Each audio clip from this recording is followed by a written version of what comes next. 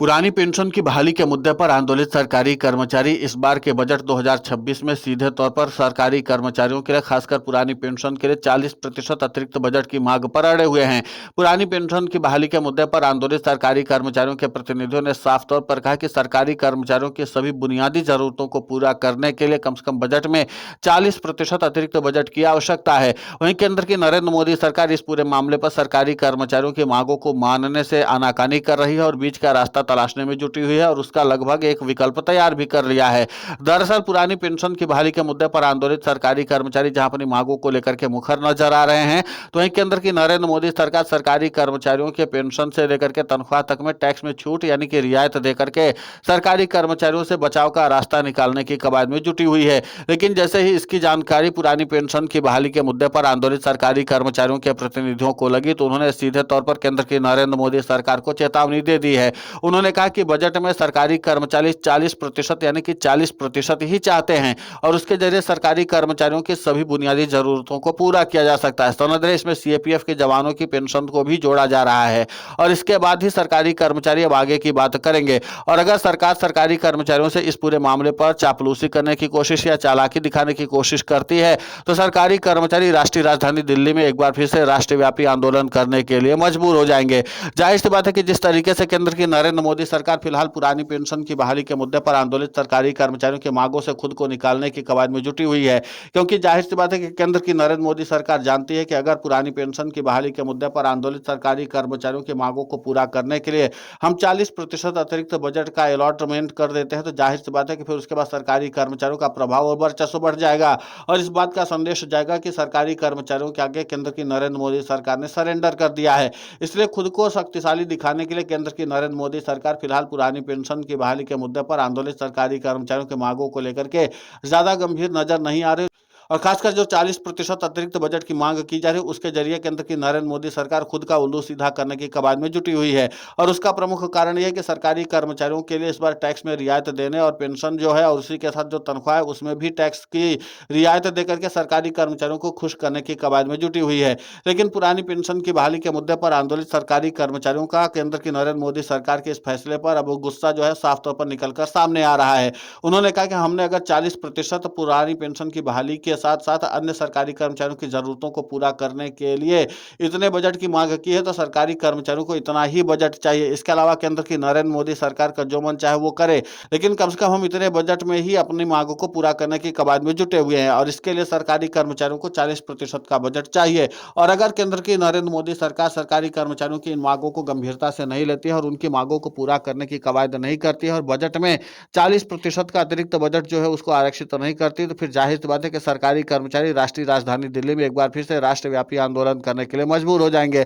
उधर पुरानी पेंशन की बहाली के मुद्दे पर आंदोलित सरकारी कर्मचारियों के प्रतिनिधियों को इस बात का अंदाजा हो चुका है कि केंद्र की नरेंद्र मोदी सरकार न तो ओपीएस की बहाली करेगी और न ही सरकारी कर्मचारियों के लिए 40% अतिरिक्त बजट का निवेश करने जा रही है, क्योंकि 40% अतिरिक्त बजट के बाद ही केंद्र की नरेंद्र मोदी सरकार के ऊपर आर्थिक दबाव की जो स्थिति है और ज्यादा बढ़ जाएगी। और इसी के नाते से सरकारी कर्मचारी जो पुरानी पेंशन की बहाली के मुद्दे पर आंदोलित है, उन्होंने अपने आंदोलन की रूपरेखा और रणनीति बनानी शुरू कर दी है। इसका मतलब साफ है कि पुरानी पेंशन की बहाली के मुद्दे पर आंदोलित सरकारी कर्मचारी राष्ट्रव्यापी आंदोलन करने के लिए पहले से ही तैयार है। हालांकि केंद्र की नरेंद्र मोदी सरकार इस बात का दावा करे कि सरकारी कर्मचारियों को अगर टैक्स और पेंशन में रियायतें मिल जाती हैं और एसटीटी पर भी थोड़ी सी रियायत दी जाती है, तो सरकारी कर्मचारी अपनी मांगों से फिलहाल पीछे हट सकते हैं। लेकिन अब पुरानी पेंशन की बहाली के मुद्दे पर आंदोलित सरकारी कर्मचारियों के प्रतिनिधियों ने साफ तौर पर इस बात का इशारा कर दिया है कि सीधे तौर पर उनको या तो हूबहू पुरानी पेंशन की बहाली का लाभ दिया जाए और उसके बाद भी अगर केंद्र की नरेंद्र मोदी सरकार सरकारी कर्मचारियों के हितों को ध्यान में रखती है, तो फिर जाहिर सी बात है कि सरकारी कर्मचारियों के लिए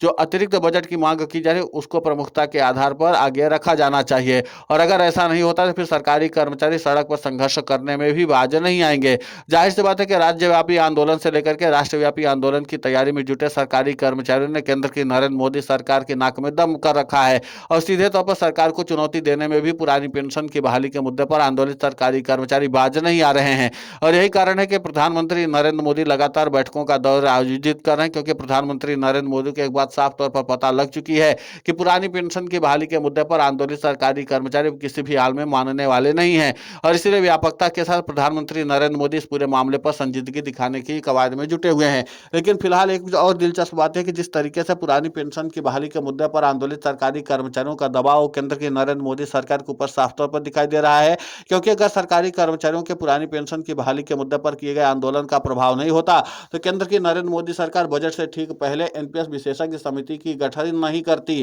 क्योंकि यह कमेटी साफ तौर पर इस बात का इशारा करती है कि सरकारी कर्मचारी को उन सभी बुनियादी जरूरतों को ध्यान में रख करके ही अपना पूरा अध्ययन करेगी और इस बात पर के निर्णय पर पहुंचेगी कि सरकारी कर्मचारियों के पुरानी पेंशन के हकों को कैसे दिलाया जाए, क्योंकि अब पुरानी पेंशन की बहाली के मुद्दे पर आंदोलित सरकारी कर्मचारी हूबहू पुरानी पेंशन की बहाली की मांग पर अड़ चुके हैं। और इसी के साथ साफ तौर पर इस बात का भी संकेत दे रहे हैं कि अगर ओपीएस की बहाली नहीं होती तो राष्ट्रीय राजधानी दिल्ली में राष्ट्रव्यापी आंदोलन हो करके रहेगा। और इसके लिए सरकारी कर्मचारी योजनाबद्ध तरीके से बैठकों का दौर भी शुरू कर चुके हैं। तो एक तरफ प्रधानमंत्री नरेंद्र मोदी को लगातार पुरानी पेंशन की बहाली के मुद्दे पर झटका मिल रहा है, दूसरी तरफ यूनिफाइड पेंशन स्कीम को सरकारी कर्मचारियों ने अपने आंदोलन के प्रभाव के दम पर सीधे तौर पर बट्टे में डाल दिया है। और इसी के नाते से अब वो केंद्र की नरेंद्र मोदी सरकार और खासकर वित्त मंत्री निर्मला सीतारमण की ओर से इस बात की कवायद की जा रही है कि अब एनपीएस में किए गए सुधार के जरिए जिस तरीके से सरकारी कर्मचारियों के साथ सामंजस्य बनाने की कोशिश की गई उससे उनको काफी लाभ हो सकता है। लेकिन अब पुरानी पेंशन की बहाली के मुद्दे पर आंदोलित सरकारी कर्मचारियों के प्रतिनिधियों ने कहा कि हम कमेटी पर विश्वास नहीं कर पाएंगे, क्योंकि यह कमेटी लंबे समय तक इंतजार करवाएगी और उसके बाद सरकारी कर्मचारियों को पुरानी पेंशन की तर्ज पर लाभ दिया जा सकेगा या नहीं,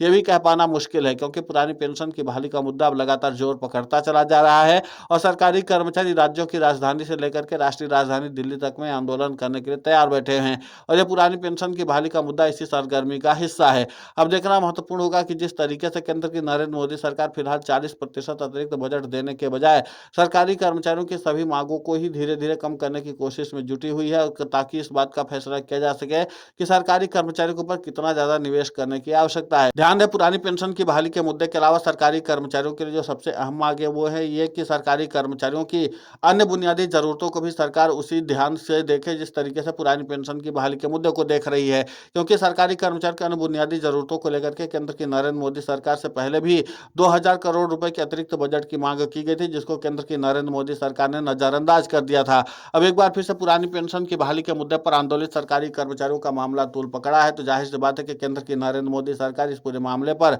बैकफुट पर आ चुकी है और इसीलिए केंद्र की नरेंद्र मोदी सरकार सरकारी कर्मचारियों की मांगों को ध्यान में रखते हुए नई तरह की रणनीति को अख्तियार करने में जुटे हुए। लेकिन पुरानी पेंशन की बहाली के मुद्दे पर आंदोलित सरकारी कर्मचारियों ने अभी से प्रधानमंत्री नरेंद्र मोदी को झटका देना और टेंशन बढ़ाना शुरू कर दिया है। फिलहाल इस पूरे घटनाक्रम को लेकर के आपकी प्रतिक्रिया बहुत महत्वपूर्ण होती है, आप हमें कमेंट करके जरूर बताएं। साथ ही पुरानी पेंशन की बहाली के मुद्दे पर हम लगातार आंदोलित होकर के खबरें चला रहे हैं। आप हमारे समर्थन के लिए चैनल को सब्सक्राइब करें, खबर को ज़्यादा से ज़्यादा शेयर करें ताकि पुरानी पेंशन की बहाली का मुद्दा और बुलंद हो।